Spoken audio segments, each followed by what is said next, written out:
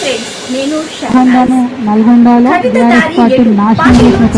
లోపల ఘర్షణలు తెలంగాణ రాజకీయాల్లో ఓ కొత్త క్లైమాక్స్ కు దారి తీస్తున్న కవిత ప్రయాణం. ఒకప్పుడు బీఆర్ఎస్ రాజకుటుంబంలో వర్ధిల్లిన నాయకురాలు కవిత ఇప్పుడు అదే కుటుంబం దూరం పెట్టింది. కవిత దారి ఎటు? పార్టీ మార్పా? కొత్త పార్టీ పెట్టబోతున్నారా? ఇటీవల ఓ ప్రైవేట్ ఫంక్షన్ లో పాల్గొన్న కవిత ఇక్కడ ఉన్న వాళ్లంతా గొప్పవాళ్లు, ఓ లిల్లీపుట్ తప్ప అని వ్యాఖ్యానించారు. అందులో లిల్లీపుట్ అనే పదం ఒక పెద్ద రాజకీయ నేత గురించి ఇండైరెక్ట్ గా వ్యాఖ్యానించారు. ఈ వ్యాఖ్యను మంత్రి జగదీష్ రెడ్డిపై అనే స్పష్టమైన అర్థంతోనే పలికారన్నది పార్టీ వర్గాల్లో చర్చ.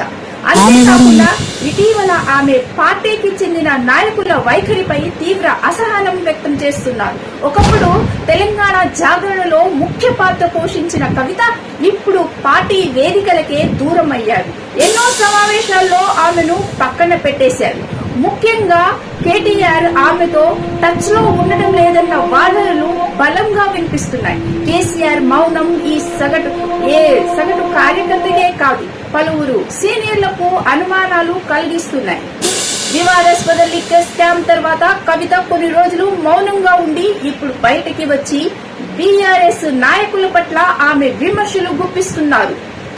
ఒకానొక సందర్భంలో ఆమె చెప్పిన మాటలు, పార్టీలో కొందరు నాకు వ్యతిరేకంగా కుట్రలు చేస్తున్నారు అనే వ్యాఖ్యలు తీవ్ర చర్చలకు దారి తీసినవి.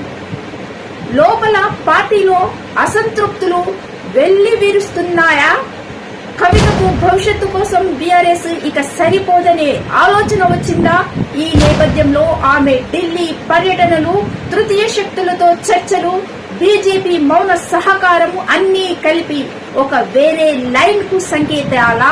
తెలంగాణ రాజకీయాల్లో మహిళా శక్తిగా ఎదిగిన కవిత ఇప్పుడు పార్టీ నడిపిన కుటుంబమే దూరముగా చూస్తుంది అంటే ఇక్కడ చీలికలు ఖచ్చితంగా ఉన్నాయన్నది స్పష్టంగా అర్థమవుతుంది. పార్టీలో ఆమెకు స్థానం లేకపోయినా రాష్ట్ర రాజకీయాల్లో ఆమె తన స్థానము సృష్టించుకోగలదా? జగదీష్ రెడ్డిని లిల్లీపుట్ అన్న కవిత వ్యాఖ్య, కేటీఆర్ నిర్లక్ష్యం, కేసీఆర్ మౌనం, ఈ మూడు కలిస్తే పార్టీ లోపల ఎంత పెద్ద భిన్నాభిప్రాయాలున్నాయో అర్థమవుతుంది. ఇప్పుడు ఒక్కటే ప్రశ్న, కవిత దారి ఎటు? ఆమె కొత్త బాట బీజేపీదేనా లేక సొంత పార్టీ ఏర్పాటు చేసుకుంటుందా? ఇంకా ఎన్నో మలుపులు మిగిలే ఉన్నాయి. నవభూమితో ఉంటే నిజాలు కనిపిస్తాయి. చూస్తూ ఉండండి నవభూమి.